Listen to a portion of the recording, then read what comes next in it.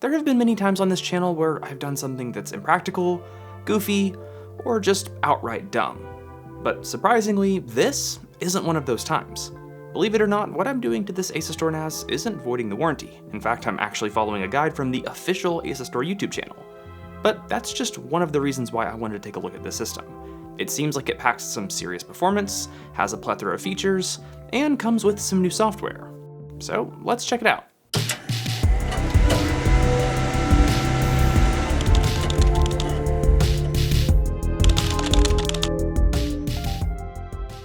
This is the Lockerstor 6 Gen 3 from Asustor. And if you're wondering why I'm covering an off-the-shelf NAS, well, part of it's because I wanted to do that goofy thing I showed in the intro, but it's also because I like to keep tabs on what's going on in the NAS market. It's been a while since I took a look at anything from Asustor, and I thought this might be a good chance to check out the newly released ADM5 software, and also take a look at some of the impressive features of this NAS. Now really quick, I want to say that Asustor did send this NAS over for me to check out, but as with any time a company sends me some sort of product, I always let them know ahead of time that I get to say whatever I want about it, and they don't get any sort of editorial control on the video. In fact, they don't even see it until you do. That being said, I always think it's worth it to look at multiple reviews before buying any hardware, and feel free to take whatever I say with a grain of salt. Now, right off the bat, I'd like to be clear that I feel like this product is much more geared towards small businesses, content creators, or freelancers, and less so home labbers and tinkerers. This probably isn't going to make sense as your next Plex server, well, unless you plan on spending a whopping $1,500 on it. If you're wondering why I decided to cover a system that costs this much and is geared towards businesses, well, while there are a lot of tinkerers and home labbers that watch my videos, there's also a lot of IT professionals that work in businesses and might be looking at solutions for their small office or even their own business. Oddly enough, in the last month or so, I've sort of found myself in a consulting role where I'm working with a couple of businesses, helping them get some storage servers set up. Now, I don't really plan on doing this a ton in the future, but if I end up in that position, I'd like to at least know what's on the market, and maybe some of you might as well. So with that in mind, I am going to be approaching this video a little bit differently, sort of through the lens of a small business owner or a freelancer or a content creator that might be looking to find a good fit for their business. Now, speaking of good fits for your business, if you're looking for some software solutions, you might check out Odoo, the sponsor of today's video. Odoo is a comprehensive business management software suite designed to simplify every part of your company's workflow. Hopping around from application to application can be really frustrating, and Odoo helps with that. Whether it's CRM, accounting, sales, or inventory management, Odoo unifies everything on a single user-friendly platform. One of the great things about Odoo is its modularity and adaptability. You can select just the apps your business needs, keeping things nice and tidy. The whole system is customizable and intuitive though, so it can evolve to suit your needs as your organization grows. It's also extremely affordable. You can self-host the Community Edition for free, or opt for the Enterprise Edition, which provides additional features and support at a great value. Plus, you can start with one app completely for free for life. So if you only need one application, you don't have to pay a thing. If you're curious to see how Odoo can help support, organize, or grow your business, make sure to use my link down in the description below where you can get 15 days for free with no credit card required. The Lockerstor 6 Gen 3 is a nice compact system that looks pretty similar to previous Lockerstor systems, and in my opinion, it's a good looking little NAS. On the front, there are 6 drive bays, as well as the power button, a USB 10GB/s port with a button for one-touch backup, as well as this control panel and display which can show some basic information, or let you tweak things like network settings. On the back, there's a power plug for the internal power supply, 2 USB 4 ports, 2 more USB 10GB/s ports, as well as 4 network interfaces, 2 of which are 5GB and the other 2 are 10GB. Now the 2 5GB NICs are from Realtek, but the 10GB interfaces are actually from AMD, and this is thanks to the choice of CPU on the inside, which is the AMD Ryzen embedded V3C14. This is a 4-core 8-thread chip built on AMD's Zen 3 Plus 6nm architecture, and it has some helpful features like being able to support the included 16GB of DDR5 ECC memory. There's also a second empty RAM slot that's fairly easy to get to, so you can upgrade this all the way to 64GB of DDR5 ECC. The CPU also supports 20 lanes of PCIe Gen 4, which is partly how the system is also able to house 4 PCIe Gen 4 NVMe SSDs, although they are limited to just 1 lane each. Later on in this video, I will do a teardown to take a little bit more of a look at the internal hardware, but for now, that's pretty much it. For testing, I dropped in 6 4TB Western Digital hard drives, and I was a little bit bummed to find that the caddies, while they're pretty well built, aren't toolless, so you have to put in 4 screws for each drive. Not a big deal, but it was a little bit annoying. After that, I hooked up one of the 5GB ports to my 2.5GB switch, turned it on, and then I was greeted with a little prompt to initialize the NAS, and well, I just went for it. After that, I hopped over to my computer, downloaded their desktop app, which helped me locate the device, and then I navigated to it in my browser. The setup was actually pretty great, and the tutorial it had at the beginning was really helpful with nice visuals that walked you through each step of setting up the basics of your NAS, and also used really clear language that would be really helpful for someone who's a little bit less technically experienced.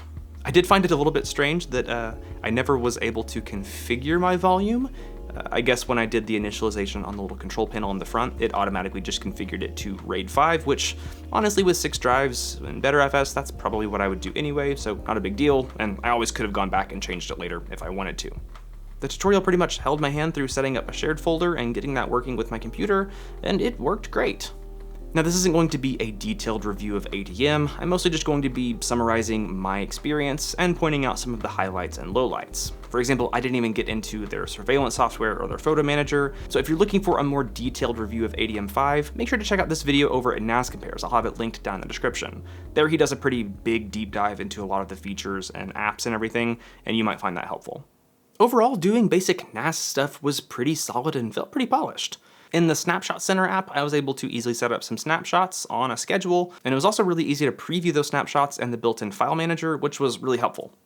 For the most part, ADM makes setting up backups really easy. In the Backup Central app, you can set up a variety of different backups, whether through rsync, SMB, FTP, or a variety of USB backups, including the one-touch backup. Now, one thing I found really interesting was the SMB share feature. Maybe I'm dumb and I've missed this on other systems in the past, but there was something kind of nice about being able to just say, hey, you see this SMB share? Take everything from this folder and back it up to that folder via an SMB share. And yeah, it's probably missing some functionality that you would get with like rsync or something like that, but it was really simple to set up, and it was kind of nice just having that really simple option.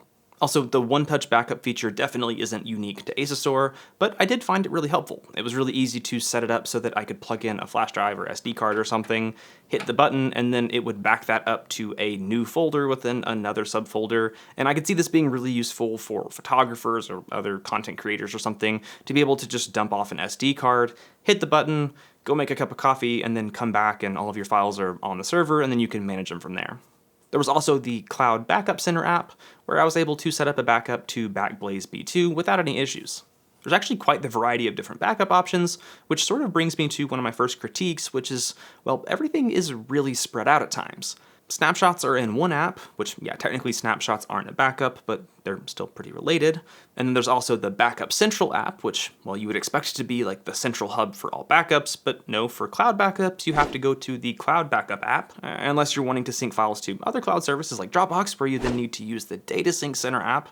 Well, unless you want to use ASUS Web Storage, where you have to get a different app for that. It's really just all spread out at times, and it might be nice if they could just sort of consolidate a lot of these features into either one application or like maybe two, not like 5 or 6. In general, this is probably a complaint I have with ADM, but it was really apparent when it came to backups. To take advantage of those NVMe sockets, I removed 3 screws on the back to slide off the cover, and then dropped in 2 Gen 4 NVMe SSDs. Then in the storage manager, I selected my volume and created a read-only cache. At this point, I also hooked up one of the 10 gig NICs, and while performance was pretty solid for RAID 5 with 6 5400 RPM hard drives, the read cache really made a noticeable improvement. Whenever data was cached, it would fully saturate a 10 gig connection whenever doing sequential reads. Now, you could set up the dual 10 gig NICs in a lag, or even take advantage of multi-channel SMB and ADM. Now, sadly, I don't have the setup to be able to test that out, but if you are looking to take advantage of both 10 gigabit NICs, either through a lag or through SMB multi-channel, you'll most likely want to use Gen 4 NVMe SSDs. Like I said earlier, each one of these slots is only at PCIe Gen 4 by 1. If you're using Gen 4 SSDs, you'll still be able to get a little bit less than 2 gigabytes per second or so, but if you drop down to Gen 3, that's going to get cut down to under a gigabyte per second. So you might not be able to fully take advantage of, 20 gigabits of bandwidth. While I was doing all of my testing, my NAS was just sitting right here on my workbench, and noise-wise, it was pretty much inaudible. In fact, you really can't hear the fan over just the noise of the drives themselves. I didn't have a great way to test and compare power draw, but while running this system with all 6 hard drives as well as 2 SSDs, it was pulling around 41 watts from the wall. That's not great, but it's definitely not terrible by any means. Overall, I feel like this is a really solid system in terms of the hardware and the software, at least when you're just talking about NAS things like backups, snapshots, and setting up shares and such. If you're wanting to do more than that though, well, your results might vary. First of all, there's no virtual machine management whatsoever, and while you can install Docker, there's no built-in management tool for that either. However, you can install Portainer via the App Center. And speaking of the App Center, there's actually a pretty decent selection of both third-party and first-party applications. I didn't get to dive into a lot of the apps from Asustor, but some did sort of catch my attention. Like, for example, this Asustor Live app, which is essentially a restreamer for your live stream. So if you're running OBS, you could stream to that, and then that could restream that to multiple platforms like YouTube, Twitch, or whatever. And this actually could be pretty cool and useful for some content creators or even like a church or something. There's also the Asustor NAS PCI mode switcher, which this really isn't all that helpful, but I did find it interesting. I guess you technically could replace the quad NVMe card with one of Asustor's 10 gig adapters, but to do that you would have to download this app and then use that to, I'm assuming, switch some sort of bifurcation setting or something. Like I said, this really isn't that important, but I mostly just kind of found it interesting. I did install some of the first-party applications, like for example the cloud backup app I mentioned earlier, but I was really more interested in Portainer, as well as some of the third-party applications like Jellyfin, Home Assistant, and Tailscale. Jellyfin installed perfectly, and I had no issues setting up my media and streaming. However, well, you might have noticed that this CPU doesn't have any sort of integrated graphics. That might not have been that obvious if you're not familiar with AMD's embedded CPU lineup, but, well, the lack of any sort of video output might have been a giveaway. Now, AMD isn't well known for their incredible hardware acceleration or anything, but it would have been nice to have something for hardware accelerated transcoding in Jellyfin or Plex, but that does seem to be just one of the downsides of this selection of CPU. Other apps also worked really well, like Home Assistant and NetData, however some were a little bit less successful, like Tailscale for example. I did get it installed and added the device to my Tailnet, but no matter what I tried, I could not connect to my NAS through Tailscale. In fact, I realized pretty quickly, I couldn't access my NAS at all. It seemed like it was still on the same IP address, but I couldn't access the dashboard, and even when I hopped on the Asustor desktop application, it was sort of just like, even rebooting the system didn't fix it, and actually the only way I finally got this thing to work was to manually set up a static IP address using that front panel. This process was a pretty big pain in the butt just with how the buttons work and all, but it did at least let me access the NAS, delete Tailscale, and then move on. I also installed Portainer, but I didn't get to configuring it for a while because, well, I couldn't access my NAS for a bit. But eventually I got to it, but there was like a lockout period, so I had to delete the app and then restart it. But then whenever I got to the setup wizard, there was a bug where that wouldn't work. And, well, the setup wizard's the only time you can configure the local environment, so it was a whole mess, and finally I used a different browser and that worked. So I'm not sure if it's an issue with Portainer and the browser I was using, or if it was a caching issue or what, but I eventually got Portainer working, although it was sort of a pain. Once it was set up, it seemed to work just fine. I set up a stack for Crafty Controller to run a Minecraft server, which worked great. Well, it did up until the point where it didn't. I'm not sure why chunk generation was so slow at times. Usually when I see this, it's due to a CPU limitation, but that didn't seem to be the case, and it didn't seem to be due to memory, so I'm really not sure. Maybe it's an issue with this most recent version of the Minecraft server, or an issue with Crafty Controller, but also I was thinking it might be due to the fact that this service, as well as all of the other services, are trying to run off of my volume, which was all just on hard drives, and I don't think that would be the issue, but maybe it's possible that there was certain issues with all of the services trying to access data and there was little hiccups. I really don't know what caused this, but it was a little bit weird. That being said, some of the apps worked great, and Portainer also seemed to work for the most part, so your results might vary, but for the most part it seems like you can set up and run some Docker containers. But like I said, when it comes to doing more basic NAS stuff, I was pretty impressed with ADM, but, well, what if you don't want to use ADM? What if instead you want to run TrueNAS? Well, that takes us back to this clip I had at the beginning. Regardless of how I might feel about any of their hardware or their software, one thing I have to give Asustor credit for is the fact that they seem to be pretty open about you running whatever software on your hardware. Unlike with a lot of other companies, you don't have to worry about whether your warranty is going to be voided or whether or not the Magnuson Moss Active 1975 actually carries any weight or anything like that. You can run whatever software you want, and that's totally okay according to them. Well, sort of. Alright, so this is me a few days later while I'm editing the video, and I'm in this dark void because my room's dirty behind me and I don't want you to see it. But I realized when I was editing that I sort of did something dumb. I kind of framed this whole video around this idea that you could install TrueNAS on the Asustor NAS, and they were totally cool with it. And, well, that's because I saw this description here in one of their YouTube videos, where they basically say Asustor supports freedom of choice, Asustor NAS devices are unlocked and able to install alternative operating systems, Some stuff about both environmental protection and data protection, keeping your hardware for longer and away from landfills. Lots of good stuff. And I think that because I saw this on the YouTube description, I just assumed it was written somewhere in their FAQ or documentation somewhere. But when I was editing the video and went to go find something a little bit more official, I couldn't find it. And I even emailed my rep over at Asustor, and he basically confirmed, yeah, there's no official documentation that says installing TrueNAS won't void your warranty, which I found to be a little bit strange. Now, I did look up their warranty, and I couldn't find anything that explicitly states that you can't install third-party software. The closest thing probably to that would have been maybe this line that says this product has been modified or repaired by an unauthorized service center or personnel, which it wasn't really repaired, and I think modified would be quite a bit of a stretch. Or that this product was subject to abuse, improper use, not conforming to product manual instructions, or blah, blah, blah. And yeah, I guess technically this process of installing TrueNAS wasn't in the official manual, but it was in an official post from the Asustor YouTube channel. So I do think it would be a little bit strange if they denied your warranty because you followed this official video, in which in that video, it does claim that you won't get support for TrueNAS because it's not the official software, but it doesn't say anywhere that you would void your warranty. And if that isn't enough, when I straight up asked my contact at Asustor whether or not this process would void your warranty, the answer was just a straight up no. It seems like the business people over at Asustor are open to the idea of people being able to install third-party software and some of their employees doing cool stuff like posting these guides, but they're sort of still just dipping their toes in the water and not really ready to commit to official documentation, which I think is just silly. Just put it on your website, on your FAQ somewhere. Can I install third-party software? Yes, it just won't be supported. I feel like that's pretty simple and would make my job a lot easier making this YouTube video and make me not look like a dummy. Back to the video.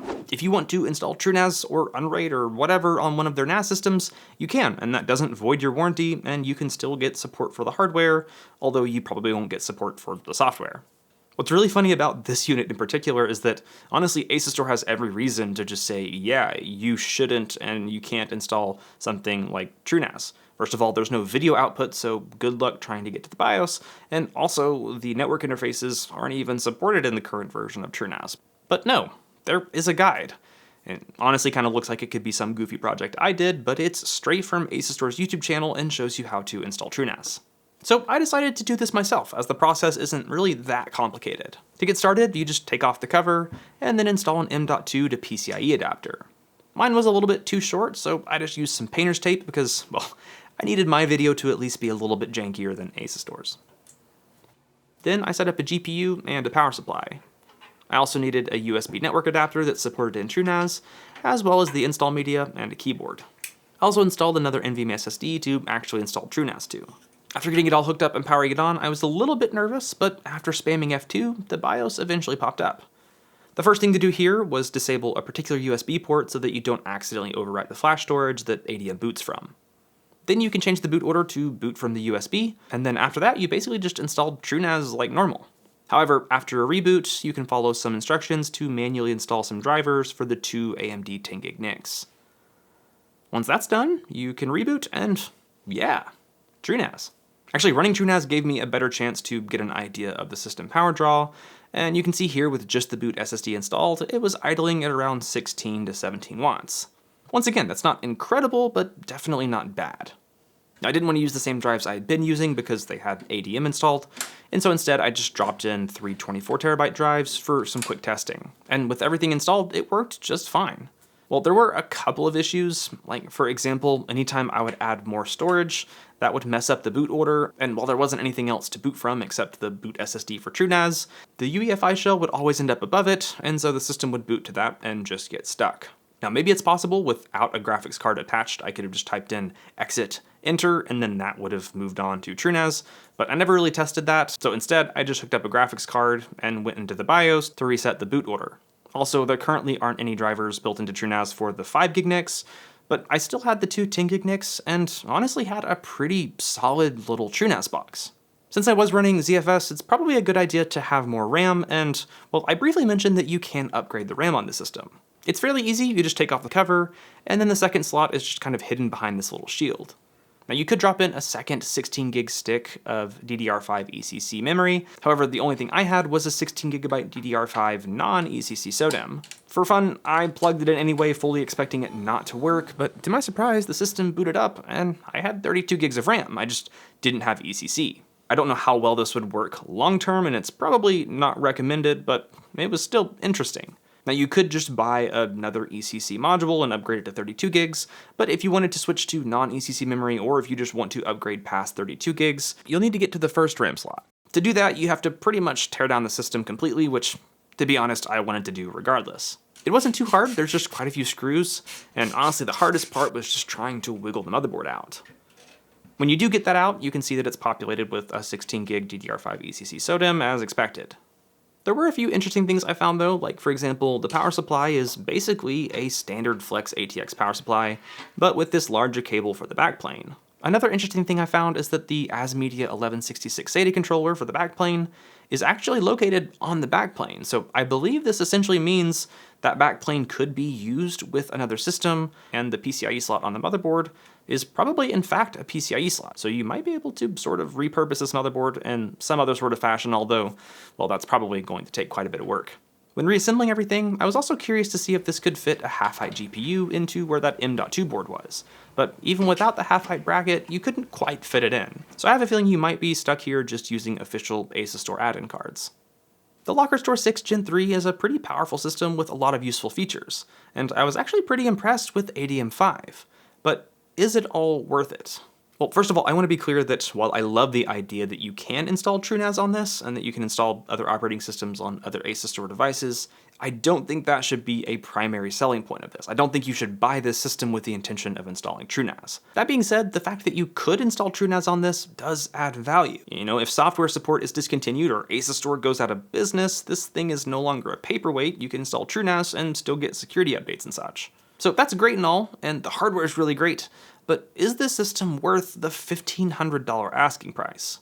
Well, maybe. Now before I start talking too much about price, I want to be clear that yes, I am aware that you could build a DIY system with similar specs and similar performance for much less money. Trust me, I pretty much have a YouTube channel where that's most of what I do, so I'm very much aware that you can do that. However, I think most of the people looking to purchase something like this aren't interested in that. There's a really good chance they just want something that's going to work really well and be reliable, and they don't really mind spending the money on it. Like I mentioned earlier, I've recently been working with a few businesses, helping them set up some storage servers, and realistically, if you start looking at those budgets, $1,500 is kind of trivial. Also, a bit of a side note here, but I know a lot of people are going to potentially be upset with the CPU choice and be wondering why they didn't go with maybe some sort of Ryzen mobile chip that has integrated graphics. But when you think about it, I think this CPU decision probably makes a lot of sense for ASUS Store and potential customers. In fact, I actually had a phone call with someone from ASUS Store, and disclaimer, we sort of have a bit of a cordial relationship.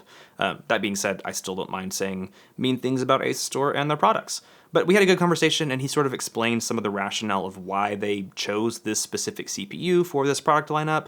And a lot of it came down to the fact that, well, AMD with their embedded processors essentially guarantees that it's going to be able to handle 24/7 workloads, and they'll be able to provide certain support and stuff when it comes to product support and development. And so for them, that just makes the most sense. Also, if they had gone with another CPU other than the AMD embedded lineup, they might not have had some of the same features for the same price, like for example the 20 lanes of PCIe Gen 4, the integrated 10 gig NICs, or the ECC support. Well, I guess AMD does support ECC by default, but I don't know if there's like varying degrees of that. But still, there may be certain features they get with the embedded lineup over like a mobile CPU or something. That being said, this probably isn't the right choice for everybody. For example, if you're someone who wants something with integrated graphics, this is not the right choice. I personally love having hardware accelerated transcoding for things like Plex or Jellyfin, especially if that's just able to be done off of integrated graphics rather than a dedicated GPU. So maybe that's something you need, or maybe even something your business needs, but once again, this probably just isn't the right choice then. While the hardware choices might not make that much sense for you, that doesn't necessarily mean they're bad. And for a high-performance system that's fairly simple and rock solid, $1,500 might not be a bad price. That being said, if you're willing to spend a lot of money and you're looking for something that works well and is really reliable, it's sort of hard to beat Synology. Now, I know Synology is not well known for having high-end hardware, and they are well known for trying to lock you into their specific adapters and memory and drives. That being said, I was able to spec out a 6-bay NAS with a Synology dual 10GB NIC, as well as 16GB of Synology branded ECC memory for basically the same price as the Lockerstor 6 Gen 3. And yeah, there are some caveats here, like, for example, you're using 2 sticks of RAM to get the 16GB versus just 1 where you could upgrade it. You also don't get the 5GB NICs, it's a lower spec CPU, and if you were really trying to stay within the Synology ecosystem, you would end up spending a lot more on drives to buy Synology drives, so it's a little bit different. But you also get Synology's DSM software, and, well, no offense to ASUSTOR, but Synology is a much larger company with a lot more resources when it comes to support, which, if you're a business and you're not spending that much more, might be worth it. So all in all, I do think this machine is pretty expensive, but it does offer a lot of performance and a compact system with software that, for the most part, seems pretty decent. If you want to learn more about the Lockerstor 3 lineup, make sure to watch some other reviews like this one from NAS Compares, or this one from Brett over at Radal. Also, if you looked at this and thought it was too expensive and didn't have some of the features you were more interested in, you might check out the Lockerstor Gen 2. It's a little bit confusing because it seems more like they're 2 different generations, but really they're more so like 2 different product segments with very different specs and very different prices, so maybe check out the Gen 2 lineup as well. I think that's about it for this video though, so as always, thank you guys so much for watching, stay curious, and I really can't wait to see you in the next one. To reset the boot order. To reset the boot order. To reset the boot order. Boot order.